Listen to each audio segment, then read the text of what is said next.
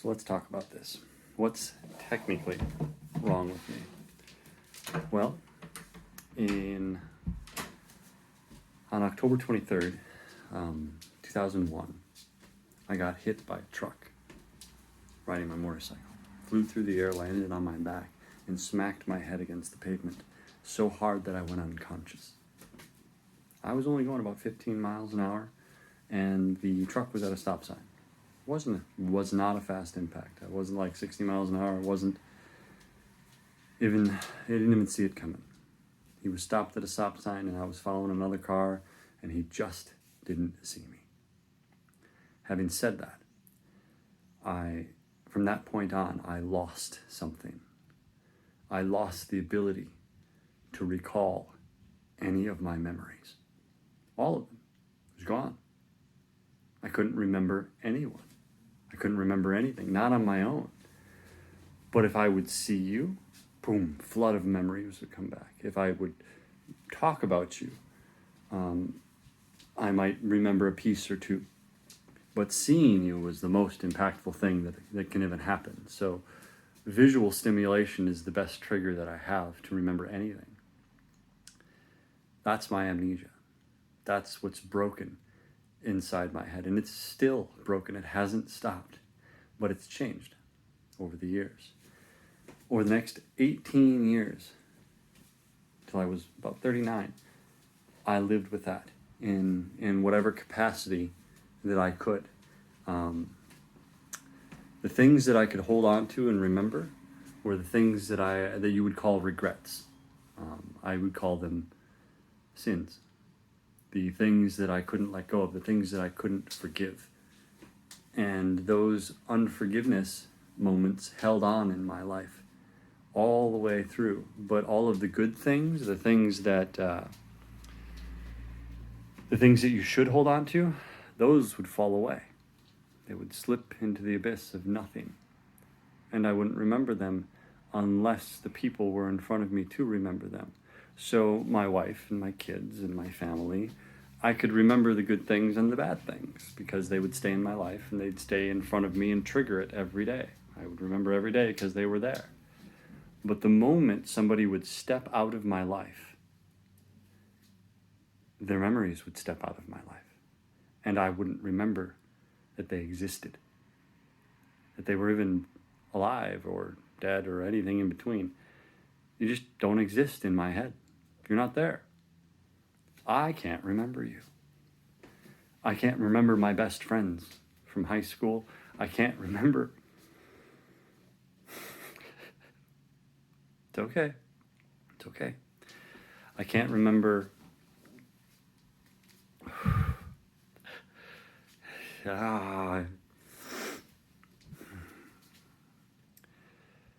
can't remember my wife and my kids, my wedding day, being born, my kids being born, their first birthdays, second, third. I can't remember any of it. But here I am.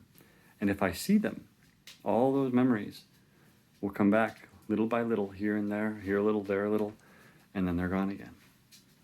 And if they leave and go away for a week, boom, I don't even remember that I have them, that they're in my life, but bits and pieces here and there. So if you want to understand what's technically wrong with me, it's this. I don't remember you. I don't remember any of you. I don't remember yesterday. I can remember yesterday, but only if you share it with me. I can remember it with you. And this is my amnesia. And this is permanent. Or at least I think it is. Anyway, jump ahead. May 25th, 2019, I think. 2018. I'm living 18 years after all of this pain, or all of this memory issue. I'm living after 6.5 years of fibromyalgia, pain all the time. And in an instant, God delivered me from it. In a moment of forgiveness, it was all gone. And I went, what's going on?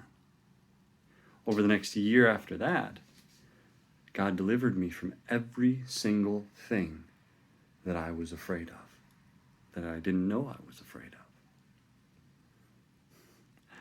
Until April 2nd, I had a seizure. And I lost all of the memories I had all over again, just like that accident on October 23rd, 2001. Wiped my brain out, completely gone. And once again, I started from zero. I don't know any of you.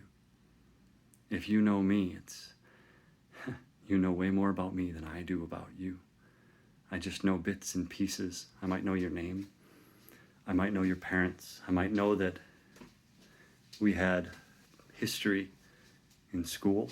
I might know that I met you at church. I might know that you're from Winona or not. But if I dwell upon you, I can pull out bits and memories and things about you, but ask me tomorrow and I won't hold on to any of it until we go through it again. I won't remember that I went over it. I won't even remember that we talked about you. That's not the right way to say it. I won't recall that we talked about you until you come to me. Say, hey, you remember yesterday? I'll be like, oh, that's right, you were there yesterday. I remember now. Thank you. But until you remind me, it's not there. It's gone. Could be 12 hours earlier and I won't even remember that I talked to you. Hey, honey, will you take out the trash? Sure, hon. I'll take care of it. 5 minutes later, it's gone. Completely gone. Worst case of taking out the trash syndrome that you've ever seen. April 2nd, after my seizure, I came back up and there were two voices in my head. There was the one that could finally remember before 2001.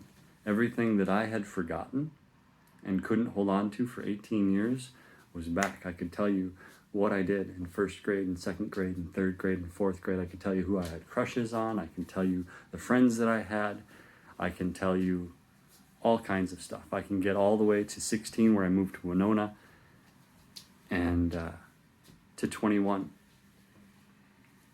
where I was married.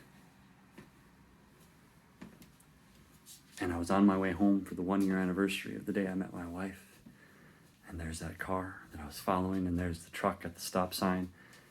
And then I got hit and landed on the pavement, and